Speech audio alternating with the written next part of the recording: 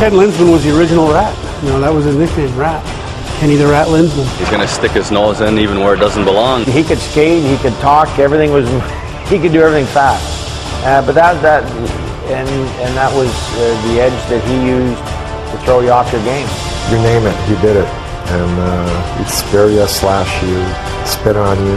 He would get under your skin. Linsman just speared Ian Duncan to the ice. Linsman just looks on. Didn't seem to be too sorry for it, did he? Him and I were near the bottom of the pile. I remember him trying to scratch at my eyes. So, you know, when your hands are tied up, all you can do is bite, right, to get him out of there. So I remember coming out of the pile and he's yelling at the ref, hey, he bit my finger. And then the ref looked at me and you could see my eyes were all scratched up. So he says, you're lucky you didn't bite it off. It's one thing to be an agitator and get under people's skin, but Kenny Linsman was also a very effective player, and that just sort of burned people even more. He's abrasive. You know, I think the first thing, I mean, he comes out of your way, he doesn't care who you are, and he's going to run you over. He yaps like a girl on the playground. Steve Ott is in the middle of everything. He'll get right there and he'll take you to the edge and then just smile at you. And that you can see when you look at the other player, the steam is coming out of their ears like a cartoon character because he wants to rip his head off because all he's got is that little smirk and it's enough to drive you insane. He's got the Canadians just crawling in their own skin. He's absolutely fearless. He'll fight anytime. Oh, the Ducks want Steve Ott, and they got him behind the net. I played with Otter in Dallas for 1 year, almost a little bit of an apprenticeship, and he's got it going. Steve Ott, he can't keep himself quiet. He infuriates guys. He'll say things that are cutthroat. He'll finish every check. He plays very hard. He'll fight. And we're seeing he can score goals, so he's one of my favorites. Steve Ott, who provides nightly irritainment. One of the things he does so well, he drives Jerome McGinley nuts. Anytime he sees a C on the front or 12 on the back, he's going to take a roll run at him. He goes after Jerome McGinley all the time. These two guys have been battling all night long. For some reason, Ott knows how to do it and take him just to the point where Jerome doesn't go off. Look out! Agitators and Ott right from the get-go. This is a carryover from their last meeting when Ott hounded Agitators all night long. I think when he first came, he was a little overboard, always trying to get something going. Now he'll come out and just take a casual skate in front of their bench. I know just working with teams and doing games as a broadcaster that the amount of players that would look at, would talk about Steve Ott. I mean, the Ott kid's not right. When he laces them up and gets out there, he's a little left to center.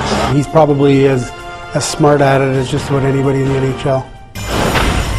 Brian Watson was one of the biggest super pests. When I played against him, he was one of those guys. He was always in your face. He wasn't a big guy. He was a defenseman, always yapping, chirping, chipping.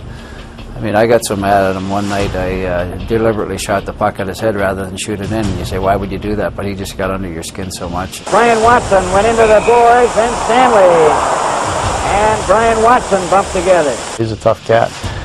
He was a guy that played on some bad teams and competed unbelievably hard. He was very good with his stick. I remember because he used to make us do push-ups in hockey camp, and he'd smash us on the bottom just where there was no padding, so it would leave a mark. Obviously, Bobby Hull shadowed him around there, and you can see his nose is all over here and his face is all scarred up. I've heard my father tell me stories, and I think that's when they first started shadowing players, and he shadowed my dad a lot. And I guess if my father gives you a compliment like that, you must have been really good at what you did. His nickname was appropriate, Bugsy. He was absolutely a pain in the ass to play against. There was never a conversation that he didn't want to be a part of on the ice. He'd say it how it is, and he wouldn't care about hurting anyone's feelings. That part of me was, and I called him a rat, and I think he was kind of proud that he was a rat. Eat your heart out, Ken Linsman, because this rat is a bigger rat than you ever did. He could fight with his lips. He's been the heavyweight champion of the world. He was one of the best at getting under your skin, and he did with that smile after he did it. That was enough to drive you nuts, I'll tell you that. I shouldn't laugh, but it's tough. To be retired. WWF would make a call to him. Man, if I were playing another team, Barney.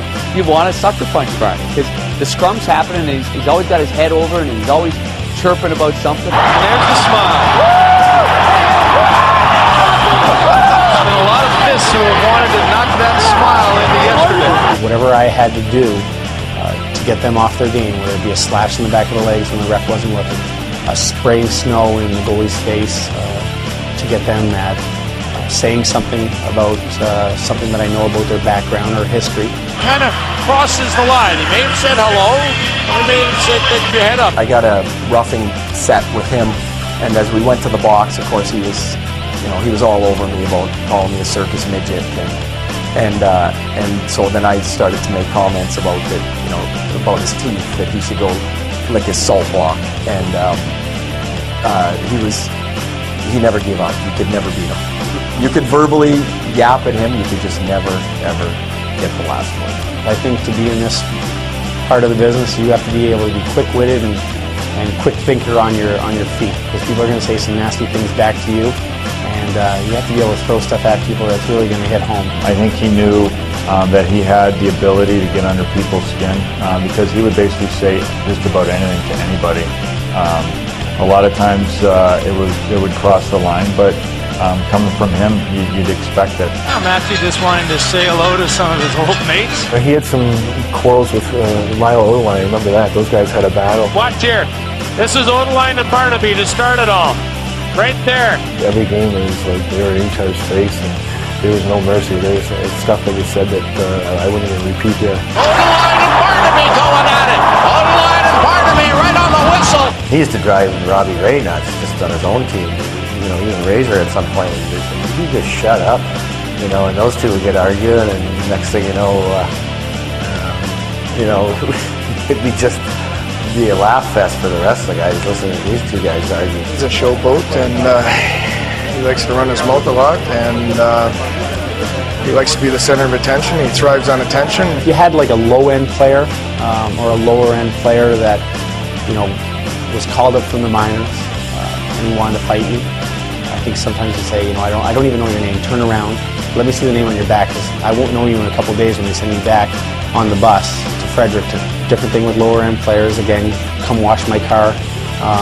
You don't make enough money. I'll give you an extra $10 on the side so you can get by in the summer. And then the other stuff, I obviously can't say on the air. It's pretty bad. And I'm not surprised he went into sports broadcasting. We hope you didn't find the show irritating. As a matter of fact, we hope you enjoyed it. From all of us here, thanks for watching. We'll see you again.